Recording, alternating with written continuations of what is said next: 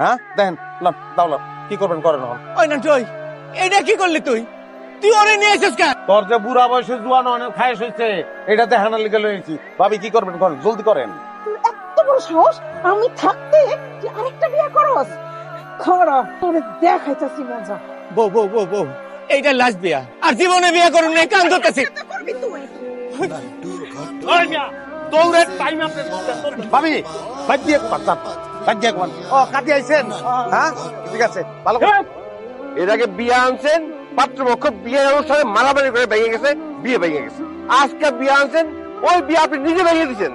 কি হ্যাঁ আমার বোনের তামাশা করার অধিকার আপনার কে দিছে? বিয়া অধিকার কেউ কাউরে দেয় না, অধিকার আদায় করে লইতে হয়। আপনার বোনের আমি বিয়া করবো, হ্যাঁ এটা আমার অধিকার, এটা আদায় করতে চাইছে।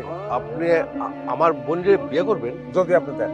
ভাইজান দিলেও আমি আপনার বিয়া করবো না। ঠিক আছে, সমস্যা কি? আমার কোন জায়গায় ডিফিট? আমার তো কোনো ডিফিট নাই, আমি ভালো ইনকাম করি, একটা ভালো পেশায় আছি, কেন বিয়া করবো না? আপনি টাকা লইয়া মিথ্যা বইলা মাইশের সাথে মাইশের বিয়া দেন। আমি তো যাই না শুনে একটা মিথ্যাবাদীরে বিয়া করতে পারবো। এটা তো বলে দেবে মানুষের লেগে করি। একটা মাইয়ার চোখে একটু ডিফিট থাকলে কয়টা বিয়ে হইব না? একটা পোলার ঠ্যাঙ্গে প্রবলেম থাকলে করা আর বিয়ে হইব না?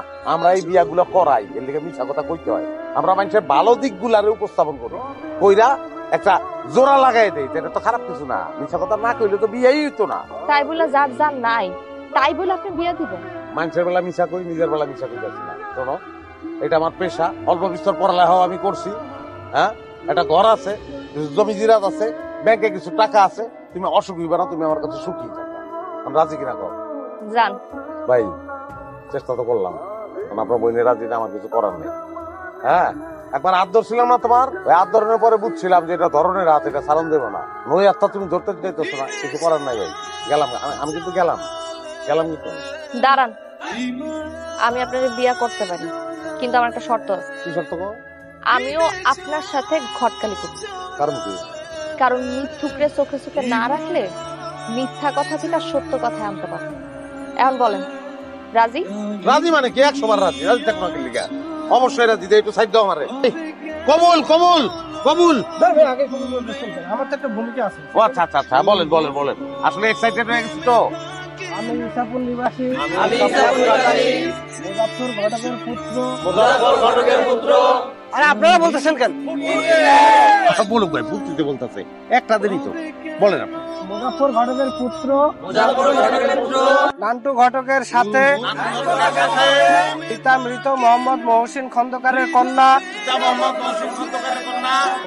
আকিলুল আখতার সুখীর সাথে 2,01,000 টাকা দেনমোহর ধার্য করিয়া বিবাহ সম্পন্ন করিলাম। এবার আপনি কবুল বলেন। খবরদার, কবুল কেউ দিবেন না। কবুল আমি একলা কবুল। গোষ্ঠী শুদ্ধ মানুষের কাছে তো আমার বউরে আমি বিয়া দেবো না।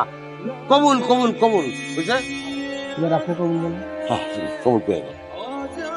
কবুল।